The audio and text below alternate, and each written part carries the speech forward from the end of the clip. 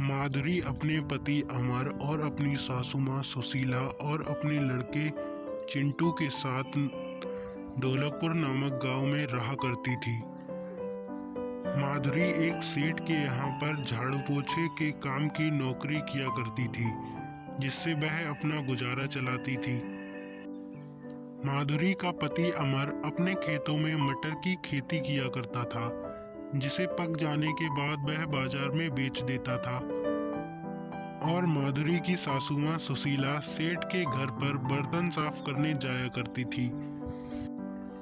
एक दिन सुशीला जब बर्तन साफ करके घर वापस लौट रही थी तो अचानक से उसका सिर घूमने लगता है और वह वहीं गिरकर बेहोश हो जाती है। जब अमर और माधुरी को पता चलता है तो वे अपनी माँ को लेकर अस्पताल पहुंच जाते हैं। डॉक्टर, अब मेरी माँ की तबीयत तो ठीक है, अगर उनकी तबीयत ठीक नहीं हो तो आप मुझे बता दीजिए। देखो अमर, तुम्हें अपनी माँ को अब घर पर ले जाना चाहिए और उनकी सेवा करवानी चाहिए। माधुरी अपनी सासू माँ को उतने ही वक्त अस्पताल से घर ले आती है। सुशीला की तबीयत बहुत ज़्यादा खराब हो गई थी। अगले दिन सुशीला की अचानक से सुबह को मृत्यु हो जाती है।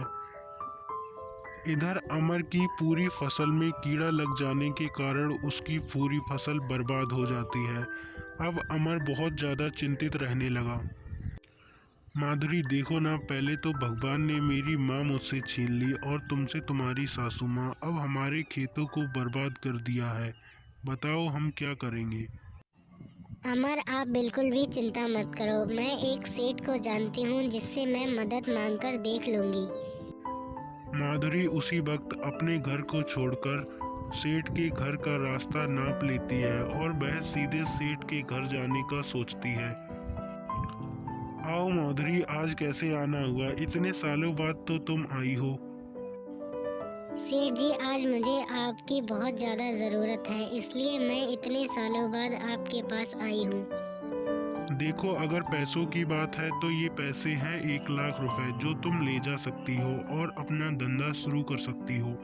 माधुरी उन पैसों को लेकर घर चली गई और उसने अपना स्टॉल लगाना शुरू कर दिया। वह बाजार में अपना पिज्ज़ा का स्टॉल लगाने लगी थी। माधुरी इतने चटपटे और स्वादिष्ट पिज्जे बनाती थी कि लोगों को बहुत ज़्यादा पसंद आने लगे थे। अब माधुरी के स्टॉल पर आए दिन बहुत ज़्यादा भीड़ लगी रहती थी, जिस बात से माधुरी और अमर दोनों बहुत ज़्यादा खुश रहने लगे थे। अब माधुरी अच्छा खासा कमा लेती थी।